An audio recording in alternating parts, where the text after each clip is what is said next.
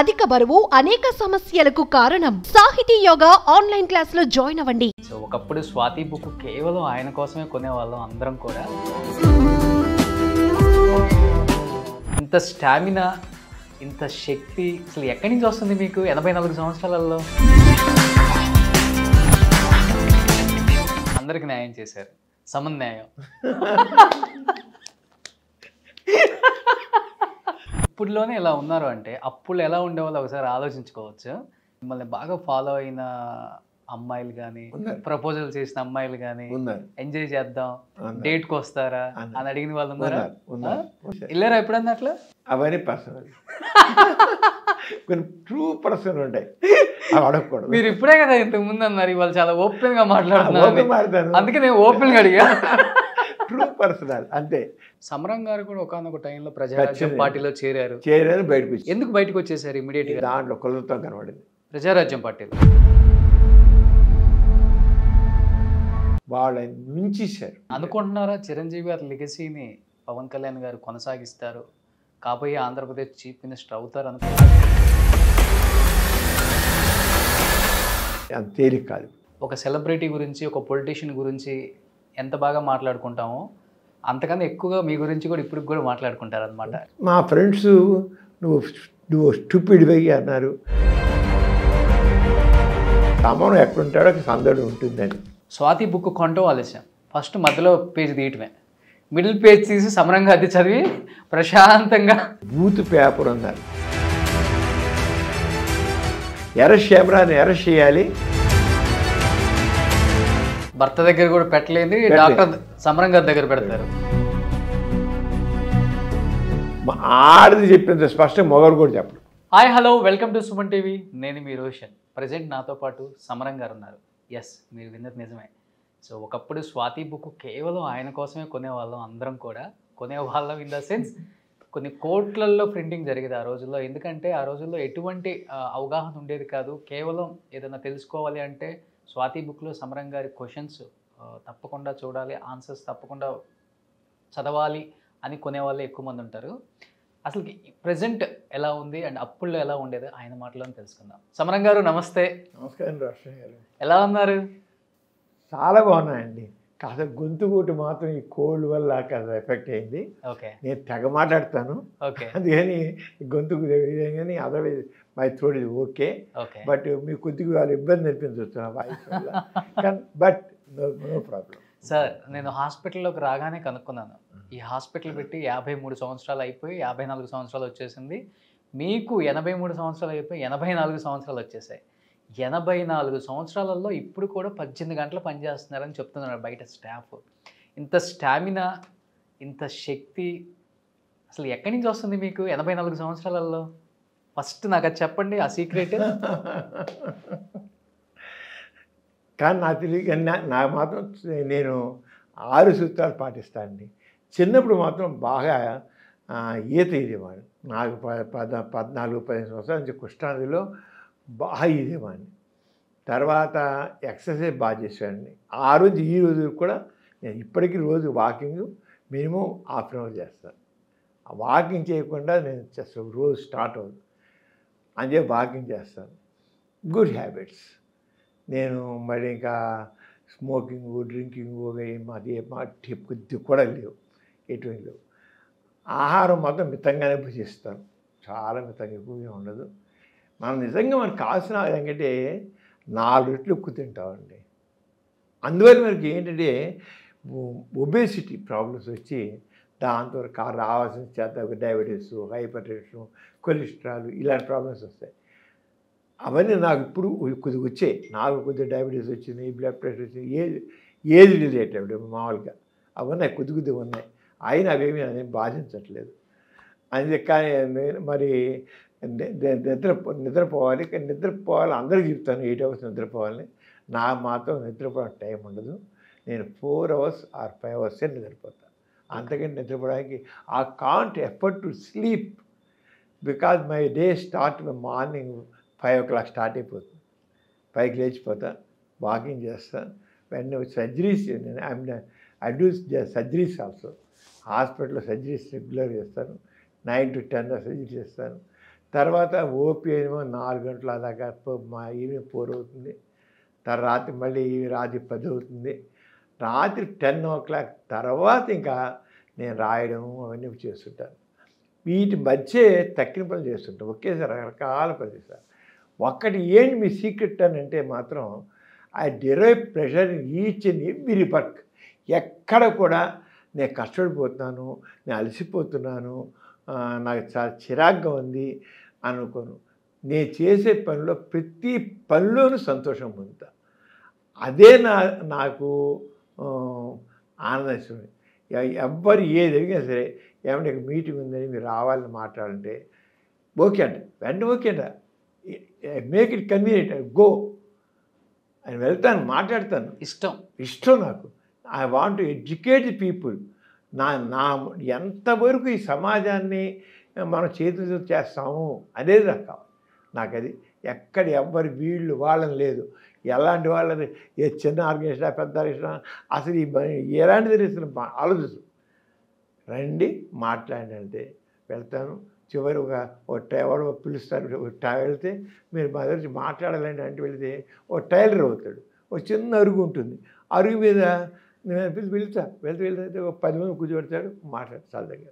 అలా ఇంకొక ఎవరో పిలుస్తారు.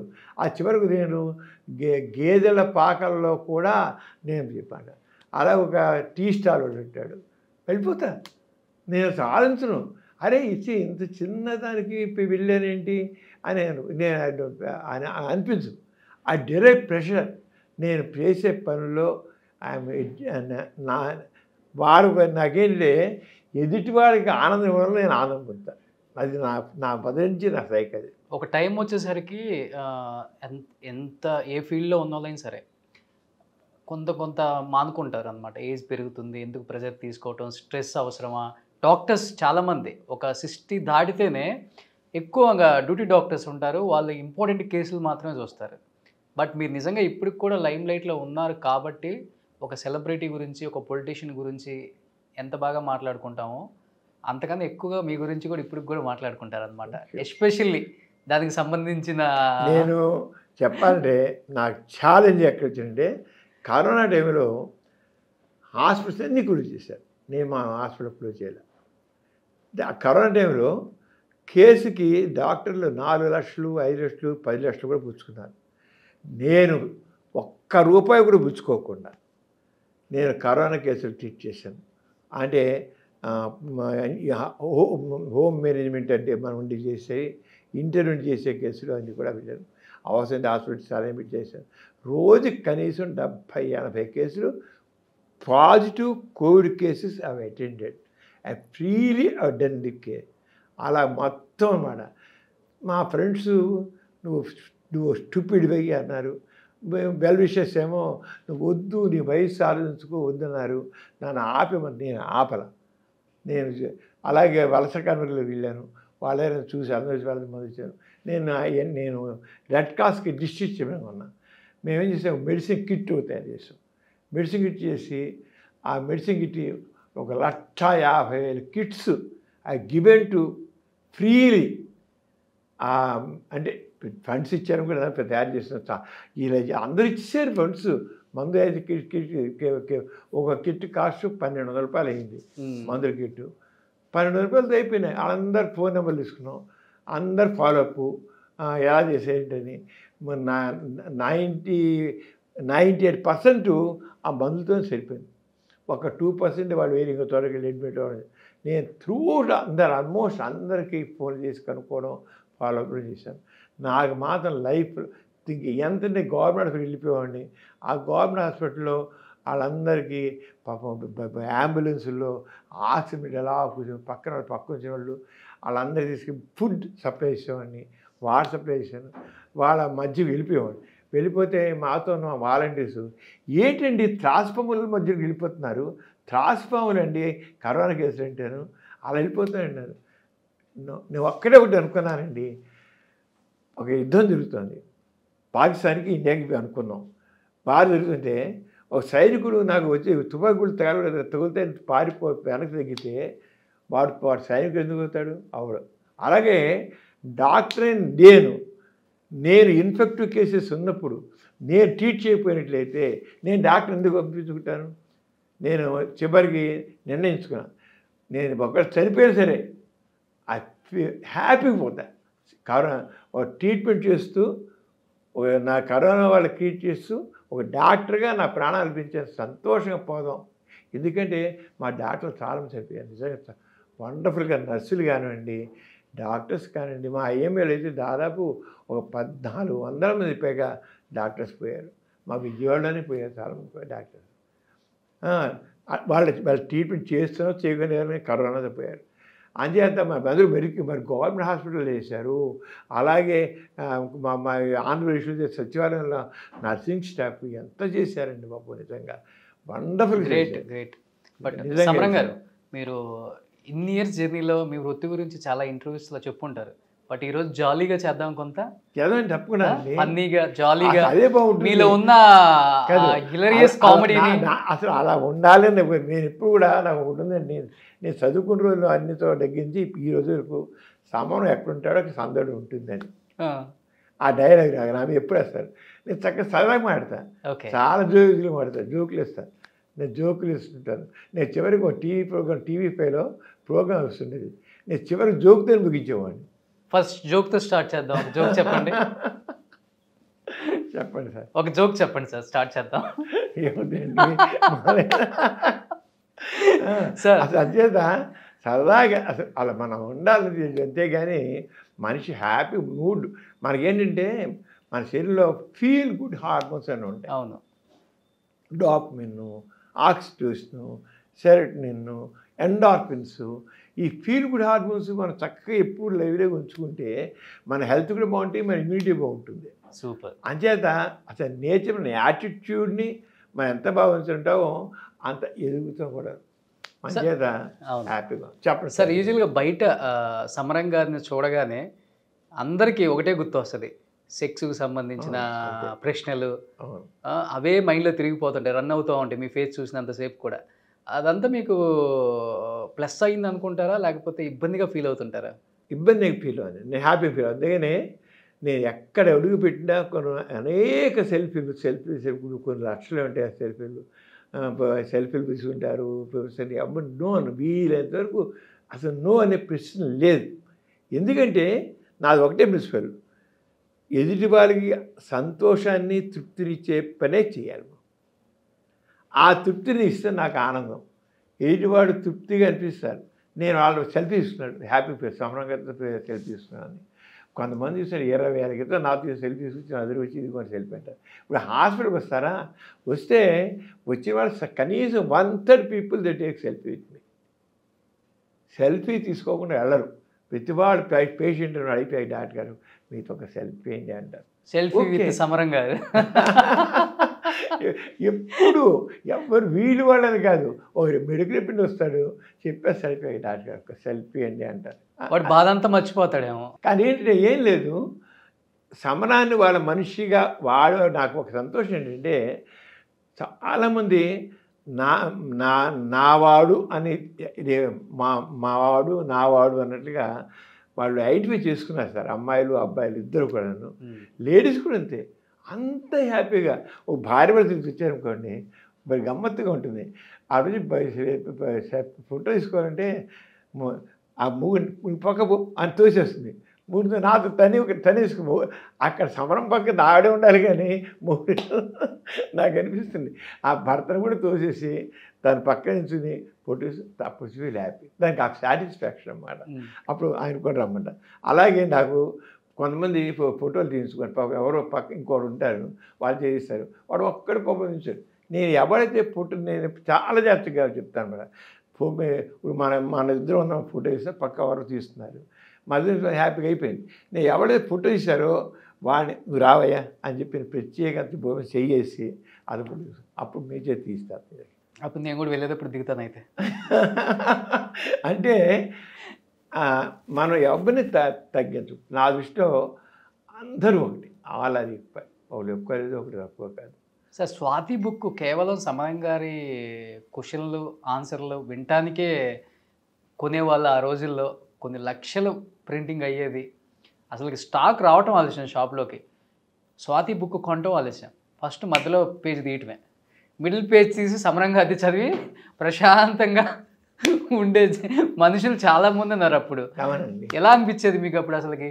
అసలు మొట్టమొదటి స్వాతి కంటే ముందు ఈనాడు ఉండేదండి. 1974లో ఈనాడులో మొదలెట్టారు. ఈనాడు పేపర్ మొదలెట్టారు 3వ రోజు నుంచి మొదలైంది అది. అప్పుడు రోజుల్లో దీని గురించి మాట్లాడేవాళ్ళు లేరు. అప్పుడు చాలా మాట్లాడడం కూడా మరి ఎందుకు జంకో ఏమో నాకు తెలీదు. అలాంటి రోజుల్లో ఈనాడులో వారం రామోజీరావు అప్పుడు వేస్తుంటే చాలా రామోజీరావుకి ఇది బూత్ పేపర్ అన్నారు. బూత్ అనుకో నేను బాగా వేసేది రామోజీరావు అండి నిలబడింది నిజంగాను. ఆయన వారం పట్టణంలో first year 1 year every Sunday వచ్చేది, తర్వాత వీక్లీ ట్వైస్ వచ్చేది, అంటే ప్రతి ఆదివారం బుధవారం వచ్చేది అన్నమాట. అప్పుడు నాకు ప్రతి వారం వైజాగ్ నుంచి ఆ ఏనాడుకు వచ్చిన క్వశ్చన్స్ అన్ని పంపించేవాడు. ఒక ప్రతి వారం యూరియా బ్యాగ్ అంటే సార్ మా చిన్న బ్యాగ్ నిండా ఉత్తరాలు, అంటే కొన్ని వేల ఉత్తరాలు, నేను కొన్ని లక్షల ఉత్తరాలు ఓపెన్ చేయలేదండి, ఓపెన్ చేయలేకపోయానంతే. అప్పటికి నాకు మనసులో గిల్టీగా ఉండేది, ఏంటి ఇంత ఇదిగారసండి, ఏం చేయను 100 ఉత్తరాలు చేసి దాంట్లో 2 ఉత్తరాలు జాబ్ ఇచ్చేవాడిని. అంటే 6కి ఆ రోజుల్లోనే అంత ఇబ్బంది ఉండేది. చెప్పలేంత.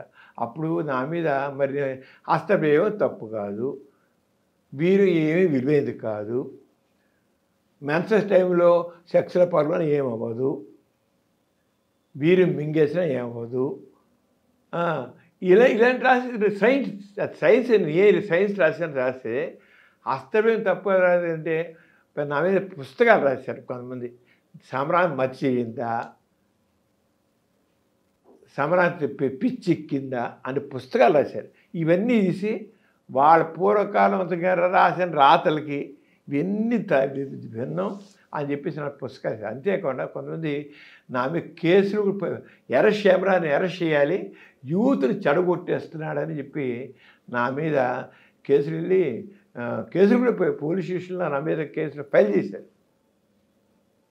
సమరం యూత్ని చెడగొట్టేస్తున్నాడు, సమాజం చెడగొట్టేస్తున్నాడు, అసలు నైతిక విలువలు పతనం అయిపోతాయి, ఫ్యామిలీ ప్లానింగ్ గురించి చెబుతుంటే ఇలా ఏం పర్వాలేదు, గర్భం నీకు నలతపివా ఇంటికి పిలిచేసుకో, ఈ పిలిచేసుకుంటే ఇప్పుడు ఎందుకు నువ్వు కడుపు ఉంచుకుని నువ్వు బాధపడ్డాం కంటే ఈ పిలిచేసుకో, నువ్వు ప్రాబ్లం అవ్వకూడదు, ఇప్పుడు ఫ్యామిలీ ప్రాబ్లం కావాలి, నువ్వు నైతిక విలువలని నాశనం చేస్తున్నావు అని నా మీద. ఈరోజు మా పక్క రొటీన్ అయిపోయింది. అప్పుడు రోజుల్లో నేను నాకు మనిషి ముఖ్యం, ఈ నైతిక విలువలు పెట్టి నైతిక విలువలు చెప్పి మనిషి యొక్క జీవితాన్ని నాశనం చేయడం మాత్రం ఒప్పుకున్నాను. మనిషి యొక్క జీవితం ముఖ్యం, మనిషి యొక్క ఆనందం ముఖ్యం. ఎవరు చేశాడు ఎమోషనల్గా, ఇంకోసారి చేయకు అంతే. నేను ఒకసారి నాకు మొట్టమొదటి ప్రాక్టీస్ నాకు ఒక మంచి లెసన్ నేర్చుకున్నాను అనమాట. ప్రాక్టీస్ మొట్టమొదటి రోజుల్లోనే ఒక బ్యూటిఫుల్ కప్పులు ఎదురుకు వచ్చారు. అతనికి సిఫిలిస్ ఉంది, అంటే కొరుకుడు వ్యాధి అన్నమాట, సుఖవ్యాధి. నేనేం చేశానంటే, బాబు అంత అందమైన భార్యని పెట్టుకుని నువ్వు ఏంటి పని చేసావు, నువ్వు ఇప్పుడు చూడు నీ వల్ల ఆవిడకు వచ్చింది, జబ్బు వచ్చింది, ఎందుకు ఇలా చేసావు, అసలు నీకేముందని చిన్న క్లాస్ తీసుకున్నావు. క్లాస్ తీసుకుంటే అతను విన్నాడు, చక్కగా విన్నాడు. విని చివరికి అన్నాడు, డాక్టర్ గారు ఇవన్నీ నాకేం తెలియక కాదు, మీ దగ్గర వచ్చింది నీతి సూత్రాలు చెప్పించుకొని రాలా, మీ దగ్గరికి వచ్చింది వైద్యానికి వచ్చాను, నాకు మందు ఇవ్వండి, నా రోగం తగ్గించండి, మా ఆవిడకు తగ్గించండి, నీతి సూత్రాలు చెప్పించుకొని నేను రాలేదు, నాకు తెలుసు మీరు చెప్పి రాలా. నాకు నిజంగానండి అతను చంప కొట్టలేదు కానీ లాగి లెంపకాయ కొట్టినట్టు అనిపించింది నాకు. ఎందుకు అనిపించింది చెప్పంటారా, డాక్టర్గా నా పాత్ర ఏంటంటే ఒక పేషెంట్కి వైద్యం చేయడం.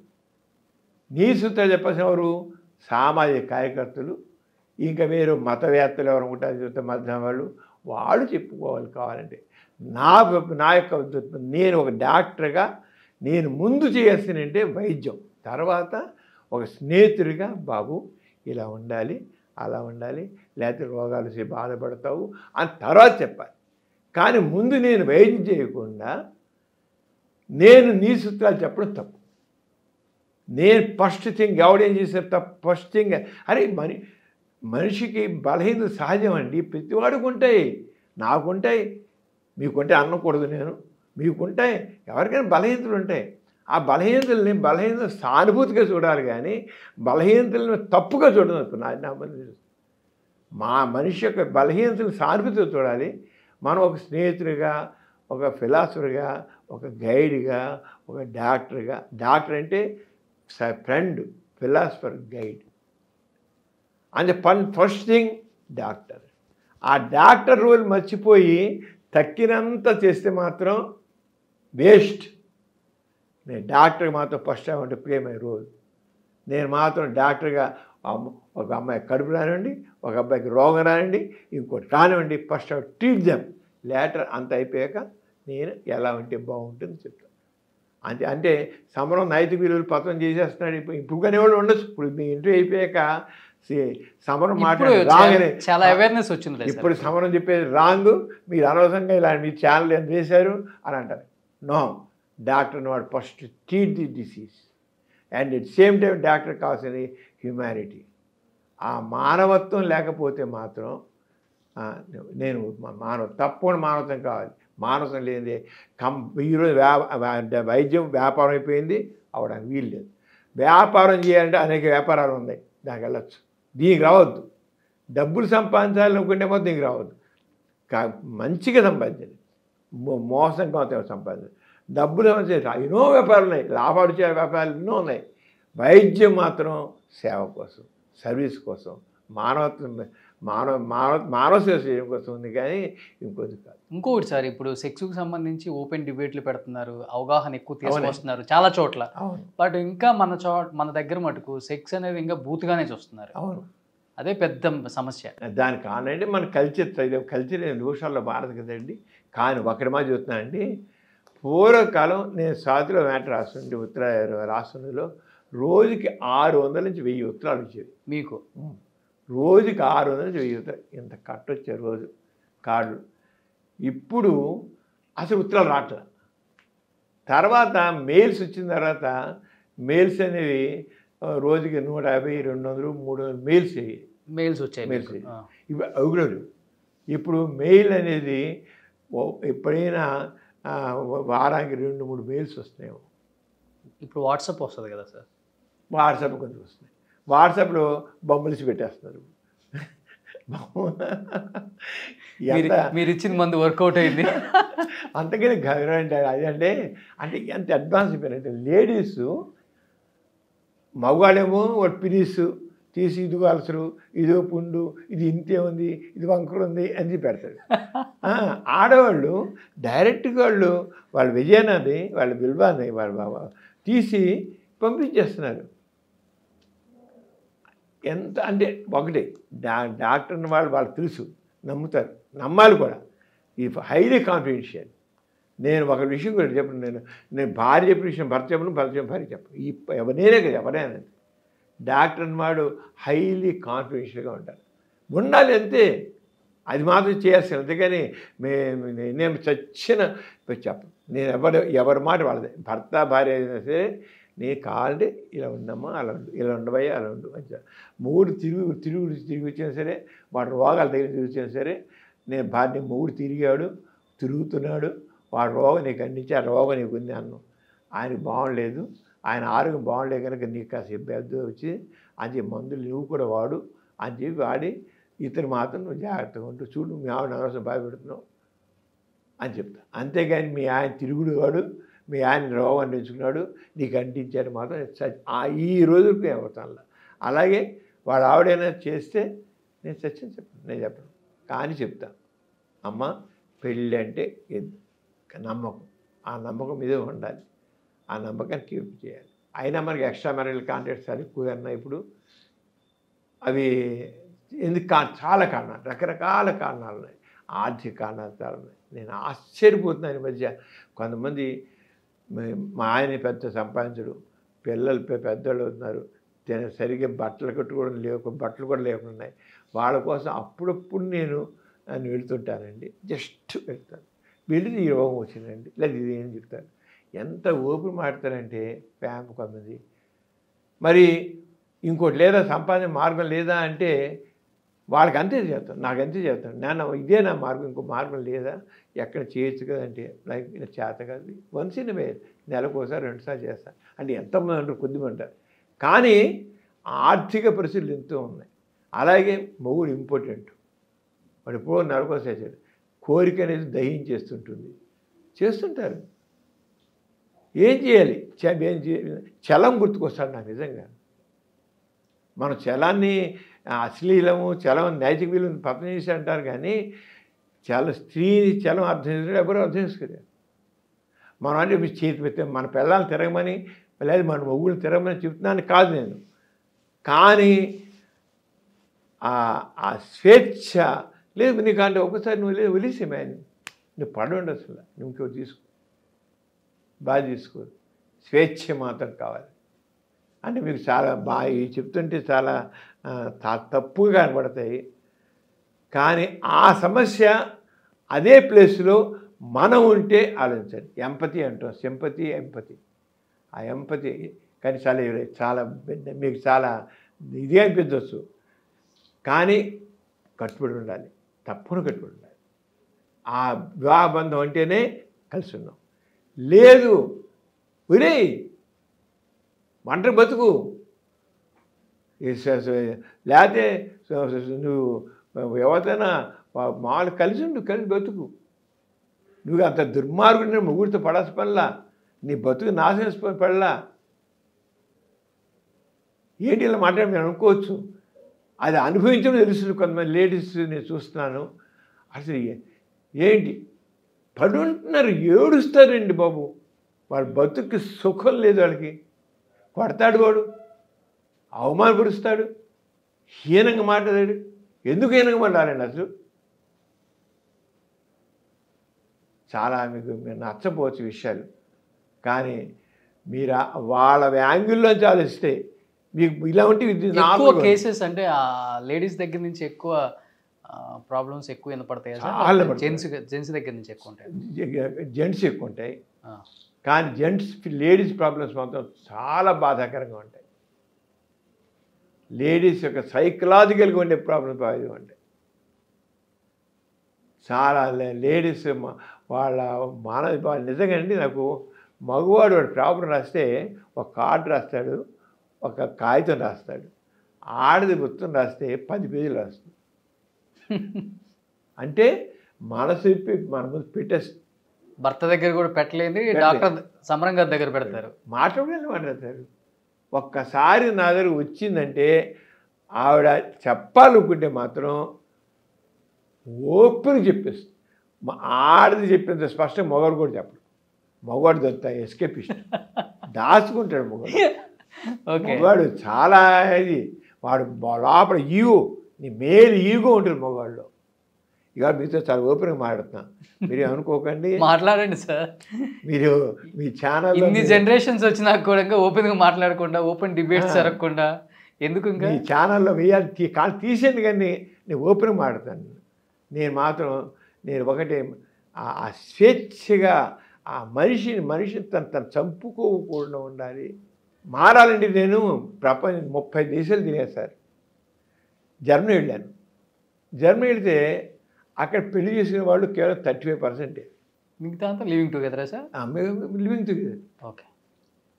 కొంతకాలం బాగుంటారు, బాగుండకపోతే ఉన్నంతకాలం ఒక్కడ మాత్రం నేను సంతోషించేది ఏంటంటే, ఉన్నంతకాలం నమ్మకంతో ఆడుతూనే ఉంటారు. ఇంకెవరితో కలవరాడు, ఇంకెక్కడ పోరాడు.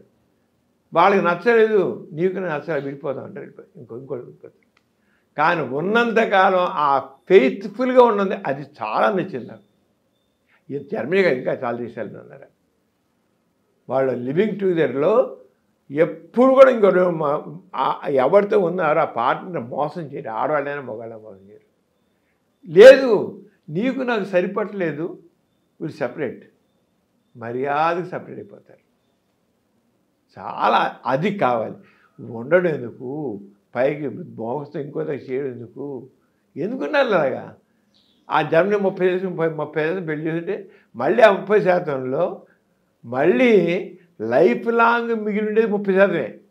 70% సపరేట్ అయిపోతారు. పెళ్లి చేసుకునేదే 30%, మళ్ళీ 70% మళ్ళీ వెళ్ళేస్తారు. సమరం గారు ఎంత ఓపెన్గా మాట్లాడతారు కదా, అదే ఓపెన్ అసలు మీరు తెరిచిన పుస్తకం అన్నమాట మీ జీవితం.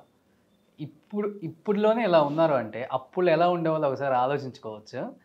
బాగా మిమ్మల్ని బాగా ఫాలో అయిన అమ్మాయిలు కానీ, ఉన్నారు. ప్రపోజల్ చేసిన అమ్మాయిలు కానీ, ఉన్నారు. ఎంజాయ్ చేద్దాం, ఉన్నారు. డేట్కి వస్తారా అని అడిగిన వాళ్ళు ఉన్నారా? ఉన్నారు. ఉన్నారు. వేల కొద్దా వేల కొద్ది అనగా చాలా ఉన్నారు. Okay sir. వెళ్ళారా ఎప్పుడన్నా అట్లా వెళ్ళారా? అవన్నీ పర్సనల్. కొన్ని ట్రూ పర్సన్ ఉంటాయి, అవి అడగకూడదు. మీరు ఇప్పుడే కదా ఇంతకు ముందు అన్నారు ఇవాళ చాలా ఓపెన్ గా ఓపెన్ మాట్లాడుతున్నారు, మాట్లాడతాను. అందుకే నేను ఓపెన్ గా అడిగా. ట్రూ పర్సనల్ అంతే, కొన్ని పర్సనల్ ట్రూ పర్సనల్. బట్ ఒకటి ఏదైనా బెస్ట్ మెమరబుల్ మూమెంట్ అలా డేట్కి వెళ్ళింది గుర్తుందా? నేను మాత్రం చాలా చక్కగా అందరితో క్లోజ్గా ఉన్నా అండి, చాలా క్లోజ్ మాత్రం. ఎందుకంటే నేను చదువుకున్న రోజుల నుంచి అందరూ సమ్ ఐ డోంట్ నో, నేను పెద్ద అందగానే కాదు, మామూలు ఆడిని పర్సన్ కానీ నా గర్ల్ ఫ్రెండ్ చాలా మంది ఉన్నారు. పిచ్చి girl friends like me very much. Okay, they believe me, they love me, they adore me. నేను ఎప్పుడు ఎవరిని అందరికి న్యాయం చేశారు, సమన్యాయం.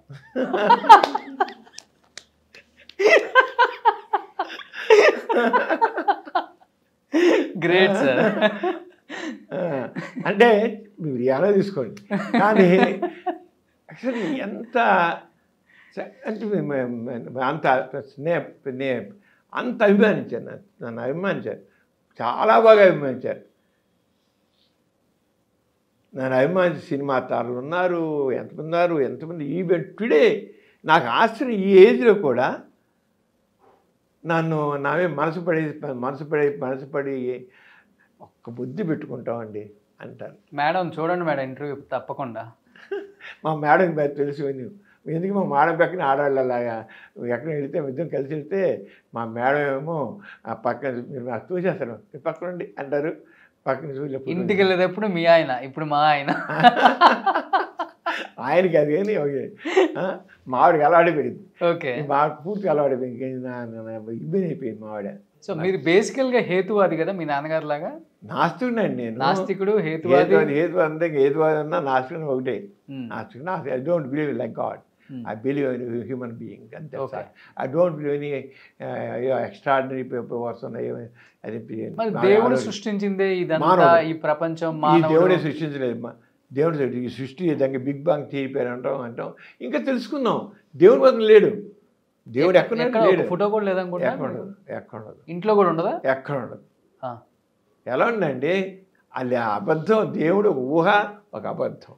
అసలు దేవుడి వల్లే ఈరోజు ఈ సమాజం తవ్వినిస్తుంది, ఈ దేవుడి వల్లే ఈయన అసమానతలు ఉన్నాయి, దేవుడి వల్లే మనిషి ఇది అవుతున్నారు, ఇంత ఇదిగా మనిషి తేడా ఉంది. దేవుడు దైవభావం వల్లే అసలు మనకు పురోగతి తగ్గిపోయింది. ఎప్పుడైతే మనిషి ఆ దైవభావం వదిలి బయటపడ్డాడో, వాడు ఆ స్లేవ్ మైండ్ పోయిందో, స్లేవ్ మైండ్ ఆ స్లేవ్ మైండ్ పోగానే వాడు లిబరేట్ అయ్యాడు. బానిసత్వం నుంచి, బానిస భావాల నుంచి క్రియేటివిటీ వచ్చింది, మంచి నాగరికత వచ్చింది.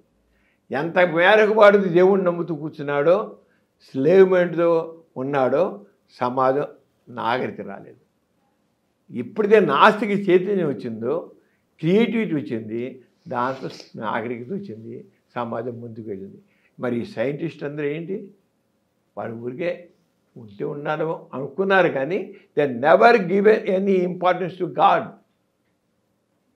అయితే కొంతమంది స్లేవ్ మైండ్ ఇంకా మిగిలిన బట్టి ఎంతైనా దేవుని యొక్క సహాయం ఉండాలి కదా అనుకోవడం తప్ప, కానీ ది బిలీవ్ ఇన్ దిస్, వాళ్ళ క్రియేటివిటీని, వాళ్ళ సెల్ఫ్ ఎఫర్ట్ని నమ్మారు. వాళ్ళు ఎవరైతే వాళ్ళ సెల్ఫ్ ఎఫర్ట్ నమ్మారో వాళ్ళే ముందుకెళ్ళారు.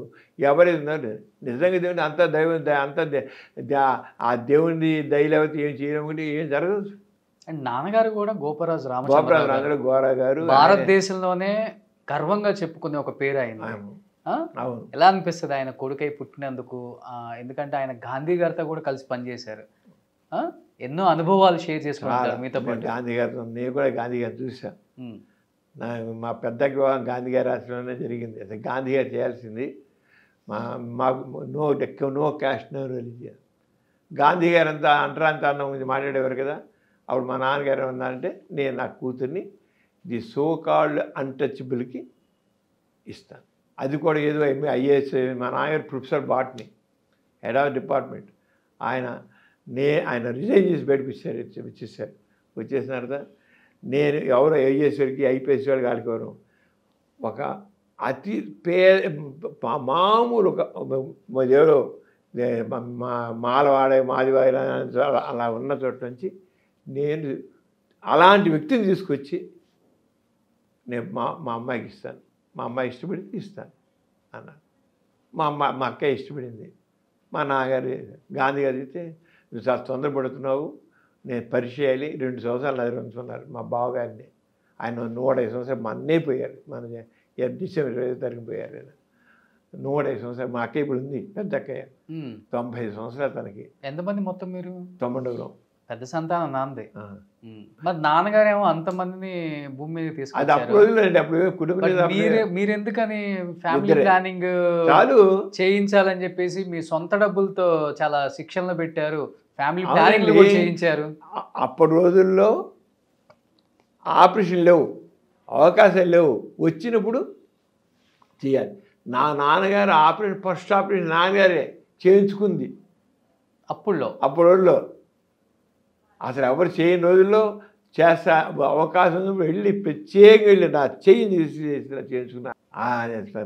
మా నాన్నగారు దాంట్లో ఆగేది. అప్పుడు లేవు సర్జరీ. అప్పుడు సర్జరీ అని ఆ రోజు మెడిసిన్ అడ్వాన్స్ లేక ఇప్పుడు దృష్టిలో ఆలోచించకండి. అప్పుడు రోజులు వేరు, అసలు ఆ రోజులు వేరు. ఎంత అడ్వాన్స్ అయిపోయింది ఇదంతా. ఎంత మేరకు దేవుని పక్కన పరిచామో అంత మేరకు వెళ్ళింది, సమాజం బుద్ధికి వెళ్ళింది. ఇలా ఫ్యామిలీ ప్లానింగ్ చేసేటప్పుడు కూడా మీ మీద కొంత నేను మలేటంకి అంత నార్మల్ అయిపోయింది. మేము వచ్చారు ఫ్యామిలీ ప్లానింగ్కి వెళ్ళలేదు. అంటారు కదా అందరూ కూడా ఒక్కరు ముద్దు, ఇద్దరు హద్దు, ముగ్గురు వద్దు అనేది. మీరు దానికి నిజమే కదా, ఏకీభవిస్తారా? చాలు, ఒకసారి ఎందుకు ఎక్కువ పిల్లలకు చాలు. ఒక పిల్లల్ని ఈ రోజులో చక్కగా చదివించాలండి, పైకి తీసుకురావాలండి. ప్రతి వాళ్ళని పూర్వకాలం బతికేస్తున్నారు లేని వాళ్ళు ఇప్పుడు అందరూ చక్కగా తయారవుతున్నారు లేరా? ప్రతి వాళ్ళు చక్కగా తయారవుతున్నారు. ఫాస్ట్ ఇప్పుడంతా అది ఉండాలి సార్, ప్రోగ్రెస్ అవ్వాలి. ఇప్పుడు మనం అంతా ఈ ప్రపంచం అంతా కూడా చాలా ఫాస్ట్ పెడుతుంది, బాగా పైకి పెడుతుంది.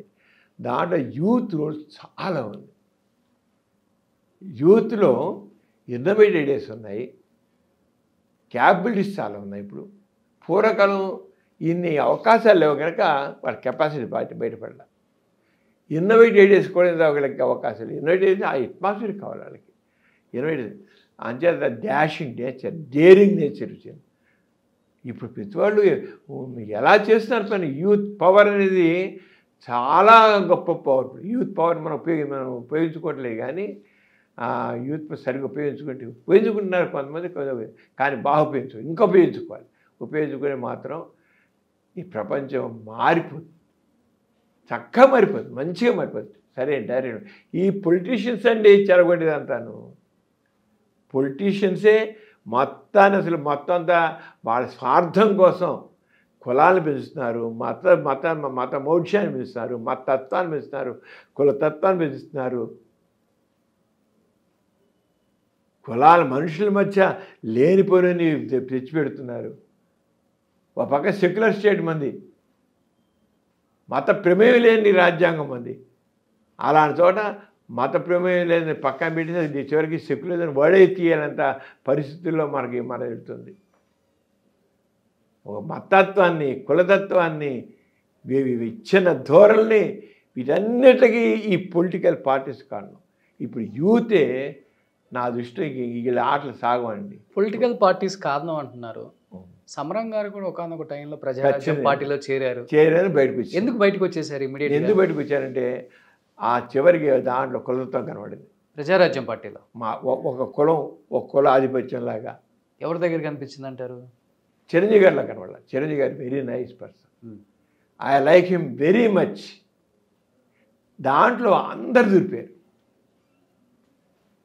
అందరు రకరకాల మనుషులు దూరిపోయి చిరంజీవి గారు ఏ మంచి ఉద్దేశంతో ప్రజారాజ్యం పార్టీ స్థాపించి ఆయన ఆ ప్రజారాజ్యం పార్టీ పెట్టమని చెప్పిన వాళ్ళు నేను ఒకరిని బాగా ప్రోత్సహించాను. చిరంజీవి గారు very close to him. I know him very close. ఆయన చాలా మంచి మనిషి అండి. Even now is heart very nice.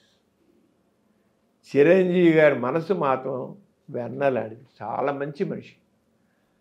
ఆయన నాతో నేను ఇంత కూడా అనలేను. నేను చాలా మంచి మనిషి చిరంజీవి గారు.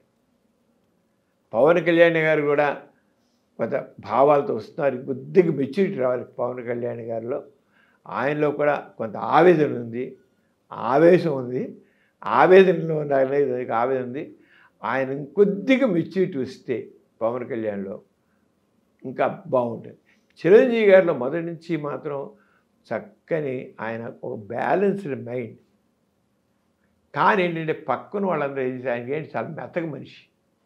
ఆ మెతక మనిషి ఈనాటి రాజకీయ నాయకులు ఉన్నారే, వీళ్ళకి పాపం ఆయన తట్టుకోలేకపోయాడు. వాళ్ళు ఆయన ముంచేశారు. నేను అందుకే చిరంజీవిని హైజాక్ చేశారని చెప్పాను. చిరంజీవి గారి మంచితనాన్ని, చిరంజీవి గారి వ్యక్తిత్వాన్ని వాళ్ళు హైజాక్ చేశారు. లేదు, చిరంజీవి గారు ఇంకొద్దిగా ఆయన మంచితనాన్ని ఇంకొద్దిగా ఎంచుకుంటే ఆయన ఉండగలిగి ఉంటే, మనం నిలబడి ఇవ్వలేదండి, నిలబడి ఉండగలిగి ఉంటే ఆంధ్ర రాజకీయాలు బాగుండే, తప్పకుండా బాగుండే, చాలా బాగుండే. చాలా మంచి మనిషి అండి చిరంజీవి గారు. ఇప్పుడు టచ్లో ఉంటారా సార్? ఈ మధ్య కలలేదు, మధ్య కొంతకాలం కలిసాను. అప్పుడు ఆయనకి జనాలకు అవకాశం రాలేదు, అవసరం రాలేదు, అవకాశం రాలేదు. అనుకుంటున్నారా చిరంజీవి గారి లెగసీని పవన్ కళ్యాణ్ గారు కొనసాగిస్తారు, కాబోయే ఆంధ్రప్రదేశ్ చీఫ్ మినిస్టర్ అవుతారు అనుకుంటున్నారు? అదే అనుకోవట్లేదండి. అంత తేలిక కాదు. ఎందుకంటే జగన్మోహన్ రెడ్డి గారు ఈయన తక్కువ అంచనా వేయకూడదు. ఆయన అంటే ఒక రకంగా చెప్పండి, జగన్మోహన్ రెడ్డి గారు సీఎం అని అన్నకంటే బెస్ట్ సీఈఓ, బెస్ట్ అడ్మినిస్ట్రేటర్. ఆయన ఏం చేశారంటే ఆయన అనుకుని జరగాలంటే ఈ మంత్రులు ఇప్పుడున్న ఎమ్మెల్యేలు కానీ మినిస్టర్స్ కానీ వీళ్ళందరూ ఈ పూర్వకాలం పొలిటికల్ యాటిట్యూడ్ ఉంటే, వీళ్ళ అధికారాలు చెలాయిస్తూ ఉంటే ఇది అనుకుని జరగదు. పూర్వకాలం ఎమ్మెల్యే అయిపోయి కలెక్టర్ మీద ఇచ్చేయి అచ్చేయి అని ఆర్డర్ వేసేవాడు. ఆయన ప్రకారంగా వీళ్ళకే చేయి, ఆడికొద్దు వీళ్ళకొద్దు అని చెప్పేవాడు. ఒక ఎమ్మెల్యేయో ఎంపీయో మినిస్టరో చేస్తే కలెక్టర్ వేసేవాడు, ఊరుకునేవాడు. ఇప్పుడు అలా కాదు. ఇప్పుడు ఈ ఎమ్మెల్యేలు ఎంపీలు మినిస్టర్ల ఆటలు కలెక్టర్లు సాగం. డైరెక్ట్గా సీఎం ఏం చెప్తాడో, సీఎం వాళ్ళ వీడియో కాన్ఫరెన్స్ ఏం చెప్తాడో అది కలెక్టర్ చేయాలి.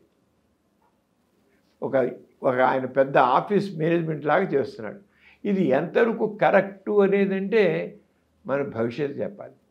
కానీ ఒకటి ప్రజాస్వామికంలో మాత్రం తప్పకుండా ప్రజావాక్యానికి ఉండాలి, విలువ ఉండాలి. మినిస్టర్స్ కానీ ఎమ్మెల్యేలు కానీ ఎంపీలు కానీ మినిస్టర్స్ కానీ ఉండి తీరాలి. ఎందుకంటే by the people, of the people, for the people కదా. అంచేత తప్పకుండా ఉండాలి. ఉండాలి. కానీ ఇప్పుడు జగన్మోహన్ రెడ్డి గారు అనుకుని సాధించడం కోసం అని ఆయన ఒక సీఈఓలాగా చేసే పని అనుకుని సాధించలేనుకొని చేస్తున్నాడు. ఆయన ఎన్నో ఆరోపణలు ఉన్నాయి, మనకు తెలియదు. ఎన్నో ఆరోపణలు ఉంటాయి, అవి ఎంతలో నాకు తెలియదు, నేను చెప్పలేము కూడా. మనం ఆయన ఇప్పుడు తీసుకుంది ఫ్యామిలీ ఫిజిషియన్ రోల్ చాలా బాగుంది. సచివాలయాలు వండర్ఫుల్, అన్నీ కూడా పక్కా ప్లానింగ్తో వెళ్తున్నాయి. అది మాత్రం అయితే డెమోక్రటిక్గా వెళ్తున్నాయా, ప్రజల ఎమ్మెల్యేలు ఎంపీలు మినిస్టర్స్ వాక్ ఉందా లేదా, వాళ్ళ రోల్ ఏది అంటే వాళ్ళ రోల్ లేదు, చాలా మినిమం. కానీ ప్రజాస్వామ్యంలో వాళ్ళ రోల్ ఉండాలి, వాళ్ళ మాట విలువ ఉండాలి. ఈ మాట బహుశా మరి ఏమైనా మార్చుకుంటారో అది వాళ్ళ రోల్. అంటే ముందు వీళ్ళు సరిగా ఉండాలి కదండి. నేను చెప్పేదంటే ఎమ్మెల్యేలు వాళ్ళు పొలిటికల్గా ప్లే చేయకూడదు. ప్రజలతో ప్లే చేయండి, సరిగ్గా చేయమనండి ఎమ్మెల్యేలని, ఎంపీలని, మినిస్టర్స్ని.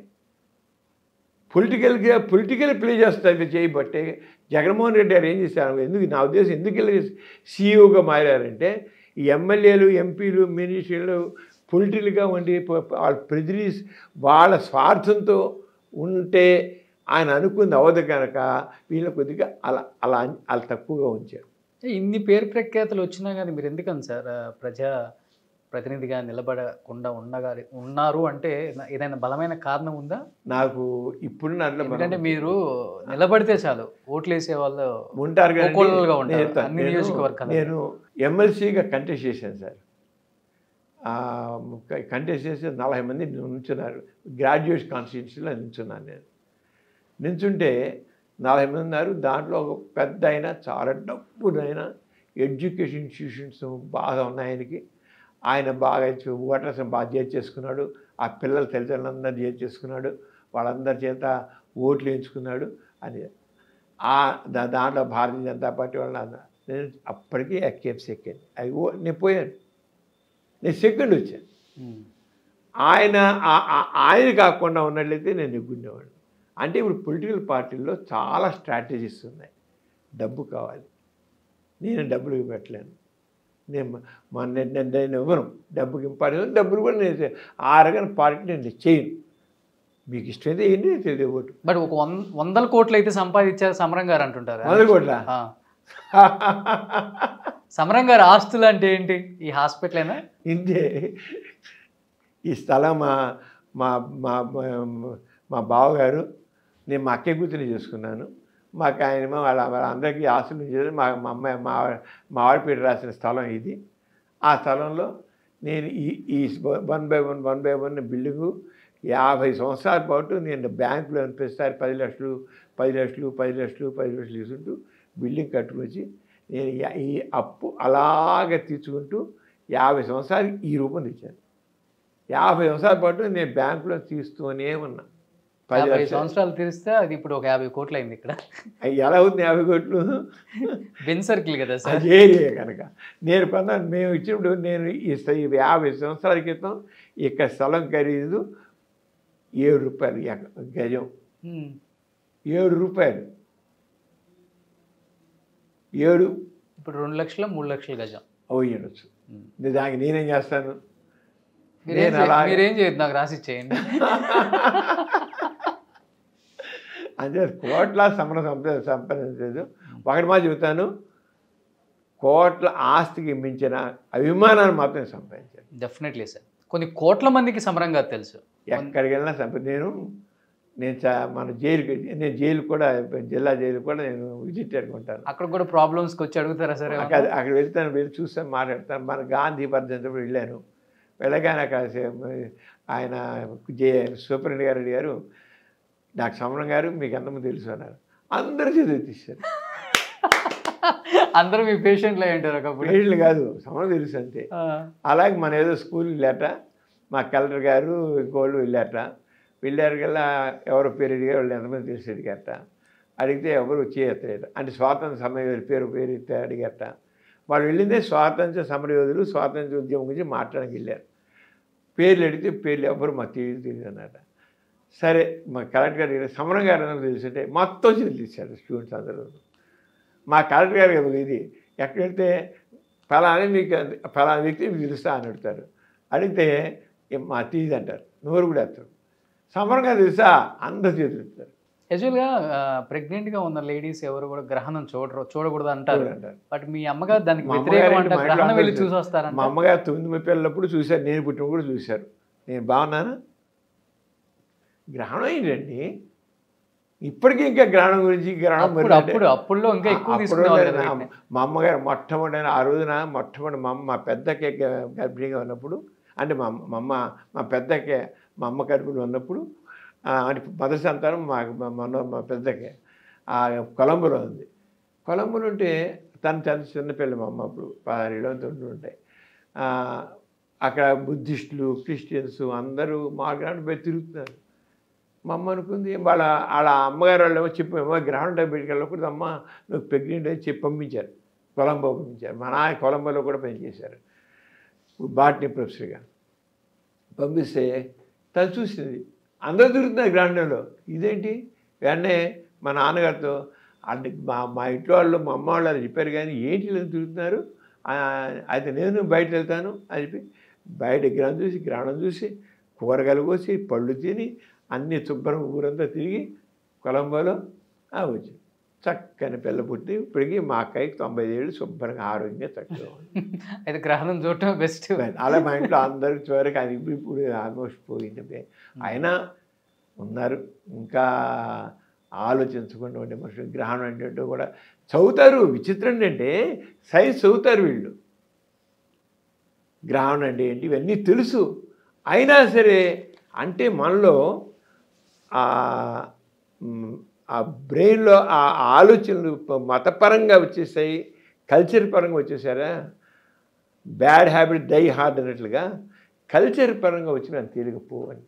సార్ లాస్ట్ అండ్ ఫైనల్గా, సో కొన్ని లక్షల మందికి ట్రీట్ చేశారు, ఎంతోమందికి ఉపాధిని కలిగించారు, చూస్తే కొన్ని వందల అవార్డ్స్ రివార్డ్స్ ఎక్కడి నుంచో అందరి దగ్గర నుంచి తీసుకున్నారు. Presidents, chief ministers, prime ministers, room అంతా నిండిపోయింది. ఇంకేంటి sir, what you want to achieve? ఏం లేదండి, మనం ఒకటి ఈ సమాజం ముందుకు ఇలా పనిచేయాలి. నేను కోరేది ప్రతివాడు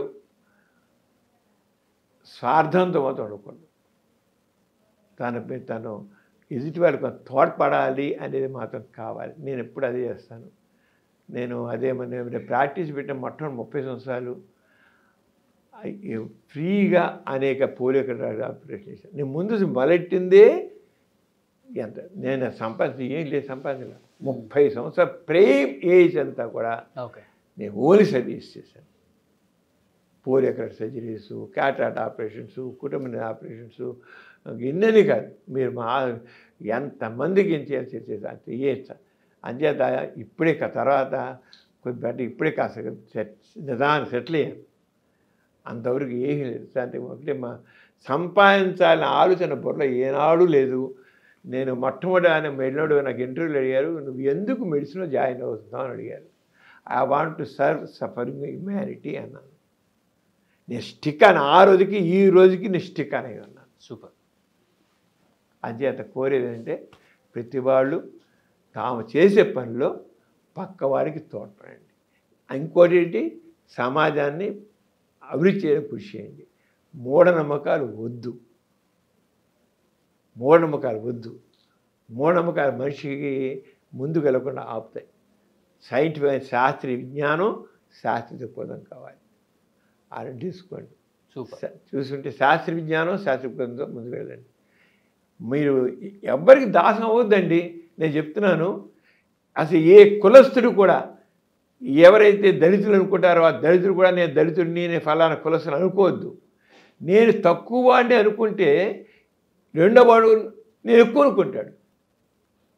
నేను ఎప్పుడైతే తక్కువ అనుకుంటాడో నేను ఎక్కువ అనుకుంటాడు. వాడికి ఎందుకు అవకాశం? అందులో all human beings are equal, సమానం. మానవులంతా ఒక్కటే. వాడు ఎక్కువ కాదు, తక్కువ కాదు. అంచేత నేను తక్కువ వాడిని అనుకుంటే రెండో వాడిని ఎక్కువ అనుకుంటాడు. అంతే, అంతరాలు అలాగే ఉంటాయి. Super sir. ఈ అంతరాలు పనికావు. అంచేత ఎవ్వడు కూడా నేను తక్కువ అనుకోవద్దు. నేను తక్కువని అనుకున్నాడా వాడు రెండో వాడు నేను ఎక్కువ అనుకుంటాడు. వాడు తక్కువగానే మాట్లాడతాడు. అది గుర్తించాలి. తక్కువ పోడు ఎక్కువ అనుకుని తక్కువ హీనంగా మాట్లాడతాడు. ఎందుకు అనిపించుకోవాలి హీనంగా? అసలు ఎందుకు హీనంగా అనిపించుకోవాలి? మనిషిని వాడు అందరూ ఒకటే. ఈ సమాజం, ఈ ఆస్తికి సమాజం మనుషుల్ని ఈ రంగా ఎక్కువ చేసింది. All are equal. Great sir. So thank you so much. నమస్తే. అడగగానే టైం ఇచ్చారు. So I'm very happy to see you sir first of all. And మిమ్మల్ని చూస్తే సార్ ఐఎమ్ వెరీ హ్యాపీ. మీరు చాలా చక్కగా ఇంటర్వ్యూ చేశారు. చాలా బాగుంది. ఇలాగే మాట్లాడాలి, ఇలాగే ఉండాలి, ఇలా చేయాలి. ఇలాగే మీరు అందరూ చాలా ధైర్యం మీద కనబడుతుంది. మీ కుర్రోళ్ళు మీరు ఇంకా ఇలాగే తయారు. Thank you sir. నమస్తే. నమస్తే అండి.